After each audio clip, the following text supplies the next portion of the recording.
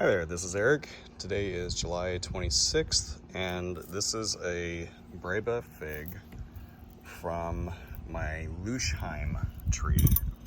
Now this is a tree that I have in ground, and I've been growing it now for, I think this is the fourth year the tree has been in the ground. I think, maybe third year. Anyway, I've got my criticisms of this variety, but one of them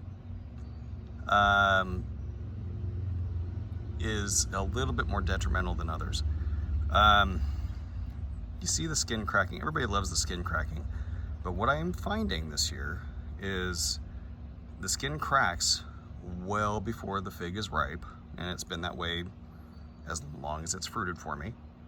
So the skin starts cracking right away when it starts to swell. Well, what happens is the skin is sweet enough, and this is a very, very sweet fig. It's like table sugar.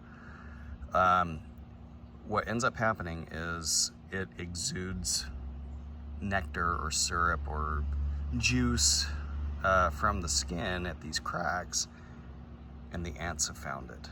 So now I'm having to bag all of the Breba. I'm probably gonna have to do the same thing with the main crop. So that's kind of a frustration for me. As far as growth goes, the tree itself is extremely vigorous. It wants to grow, and for whatever reason, that tree wants to grow straight up. It doesn't branch out. So even when I pinch it, it's, you know, I want it to get a wider canopy to it, and it just wants to keep growing straight up. So it's interesting. But it's a very vigorous tree. It puts out a decent amount of Breba. They are deceptive though. They need to hang on the tree a long time. And I think when we cut this one open, even though the neck is nice and squishy and soft, I'm betting it won't be all the way ripe inside. So I've been wrong before, but main crop last year, I had to let them hang until they were more or less falling apart. So the upshot is, even if they're underripe, they're really, really sweet. So, you know, it's one of those figs. It's an interesting variety. It is unique. I don't have any other figs that come close to this one. That could even be mistaken as a synonym for this. It's a very unique fig in my collection. When I got it, Stephen Constantine is the guy that sold it. Still sells it, I think.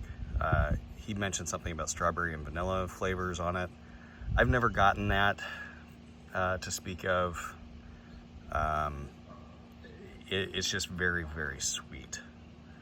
So, and not honey sweet. It's like, honest to God, table sugar, like white sugar sweet. So, anyway, everybody likes the weights on these things, so I'll start doing that on a few of these. So, oops, let's set to pounds. Kilograms, grams, here we go. So, it's right at 50 grams, 51. So it's a nice size fig. They're good size figs.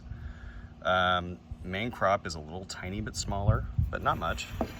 But you know, it's a nice looking fig. Green is a plus. The birds haven't found these yet. But like I said, the ants love these figs. The Japanese beetle, or the cucumber beetles, love these figs. The katydids and the grasshoppers love these figs. Anybody that says that figs are pest-free is lying to you. So with that being said, let's go ahead and cut this thing open. And I'm actually gonna flip this over so I got a flat surface to play on. We'll cut this open and see what the inside looks like. Hopefully this one's a little bit more ripe than the last few that I've tried to test. But it should be kind of interesting, hopefully, for somebody. All right, so eye is nice and tight and closed. Lots of cracking on the skin. The neck is nice and soft. Starting to shrivel. It's very, very thin skinned. And this is definitely the most well-ripened Breba from the tree so far this year. And I have several more that I'm letting hang. You can see it's perfectly ripe and edible. But if you eat it when the skin just starts to crack like that, when it first starts to crack, it's just not ripe inside. It's still sweet, it's still edible, it's just not ripe. Anyway, let's give that a shot. Hopefully my camera is in focus. I can't really see out here. There's a big glare on my camera. All right.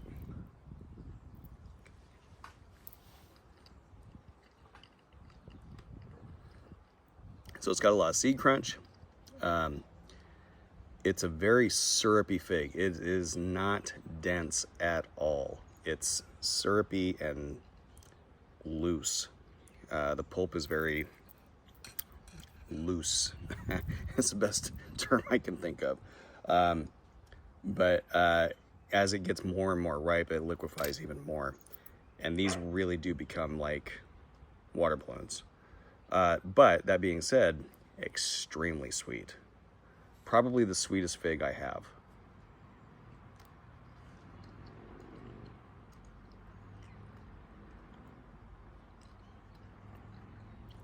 Yeah, I don't really get any of the vanilla strawberry flavor that's been reported. What I get more than anything is just syrup. But it's a good fig. I think it's got real potential for growing in the ground here in the Pacific Northwest. It makes a fair amount of Breba. I think I had 12 or 15 on the tree, spread across, 4 or 5 fruiting branches. That's not bad. That's pretty decent. But it's a big tree. It's tall, and I'm gonna have to stay on top of it to keep it from getting too big. And I do want it to branch out and develop a bigger canopy, so trying to figure out how to do that the best way possible. Anyway, Lussheim, supposedly from Lussheim, Germany. I don't know the exact details of that, but I did a little bit of research on Lussheim, Germany, and it would make sense that it would translate here pretty well climate-wise, from what I gathered. So it does really well for me. It ripens its main crop in the ground for me without a problem. And like I said, it does put out a fair amount of Breba. So should be good all up and down our Pacific Northwest. I don't know how it does in a pot, because once it got big enough, I just went ahead and put it in the ground. So if somebody else is out there growing it in the Pacific Northwest and you grow it in a pot, leave a comment. I'd be interested to hear about it. So, all right, take care. See you on the next one.